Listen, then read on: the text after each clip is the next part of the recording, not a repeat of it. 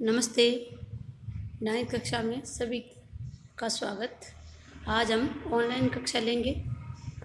आपके हिंदी की पुस्तक में 2 भाग है, कृतिका और क्षितिज। क्षितिज के 2 भाग हैं, गद्यखंड और पद्यखंड। आज हम पद्यखंड में पहला पाठ कबीर, उसके बारे में कबीर परिचय पढ़ेंगे। कबीर के जन्म और मृत्यु के बारे में अनेक बातें प्रचलित है। कहा जाता है कि सन 1398 में काशी में इनका जन्म हुआ और सन 1518 में मगर में इनका देहांत। कबीर ने विधिवत शिक्षा नहीं पाई, परंतु सत्संग, पर्यटन तथा अनुभव से उन्होंने ज्ञान प्राप्त किया था। भक्तिकालीन निर्गुण संत परंपरा के प्रमुख कवि कबीर की रचनाएं मुख्यतः कबीर ग्रंथावली में संग्रहित है, किंतु कबीर पंथ में उसकी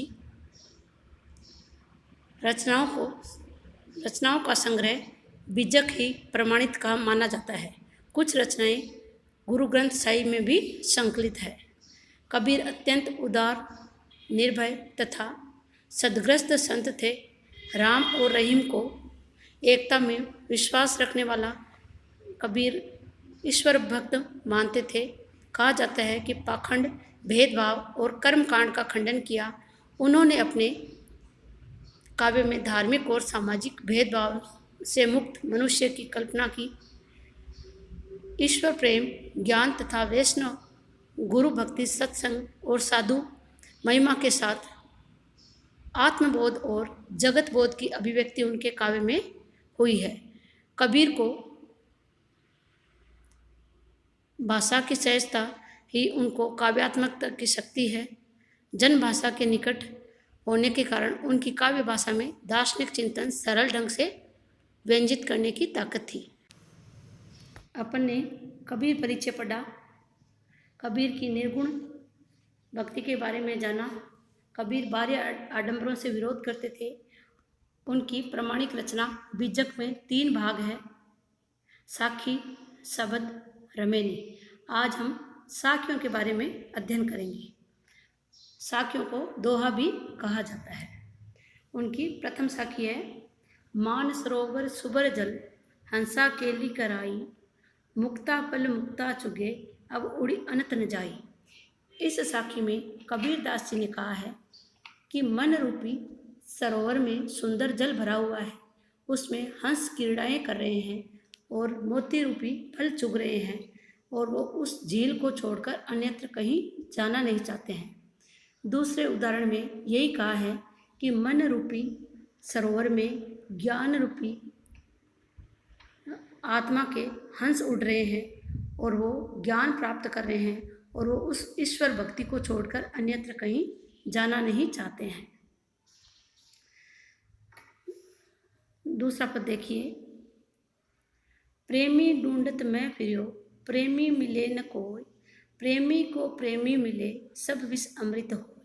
दूसरे पद में कबीरदास जी ने कहा है कि प्रेमी अपने जैसे प्रेमी को ही ढूंढता हुआ चारों ओर भटकता है। प्रेमी मिले न कोई, उसको उसके समान ही प्रेम करने वाला जब कोई नहीं मिलता है तो वो निराश हो जाता है, लेकिन अंत में वो खोजते खोजते प्रेमी को प्रेमी मिले, खोजते खोजते उसको अपने जैसा ही ईश्वर भक्त मिल जाता है, अर्थात अपने जैसा ही प्रेम करने वाला उसका साथी मिल जाता है, तो पूरा जहर अमृत में बदल जाता है। अर्थात ईश्वर भक्ति करने वाले को ईश्वर भक्त ही पसंद होते हैं, वो अन्यत्र किसी से मिलना जुलना पसंद नहीं करते हैं। तीसरे पद में देखो, हस्ती चढ़िए ज्ञान को, सहज दुलीचा डार, स्वान रूप संसार है, भूकन दे झकमार। इस साखी में कहा गया है कि मनुष्य को अपना जो ज्ञान है वो हाथी के समान बलवान बनाना चाहिए। हस्ती का अर्थ होता है ज्ञान। हस्ती चढ़िए ज्ञान को, सहज दुलीचा डार, और उस पर सरलता का कंबल डाल लेना चाहिए, अर्थात कालीन या मोटा कपड़ा है उससे यहाँ इसका शब्दार्थ ये है, जिस प्रकार हाथी के ऊपर जो मला बैठता है और वो कालीन बिछी रहती है, उसी का उदाहरण दिया गया है। स्वान रूप संसार है, जो ये संसार है, इसको कुत्ते की उपमा दी गई है। स्वान का अर्थ होता है कुत्ता। भूकन दे झकमार, जो फालतू की बातें करके अपने आप ही चुप हो जाता है, वैसे जैसे कुत्ता भौंक कर अपने आप ही बोलना बंद हो जाता है। चौथे पद में देखिए, पखा पखी के कारणे, पक्ष विपक्ष के कारण, सब जग रहा भुलान, पूरा जगत बुलावे में रहता है।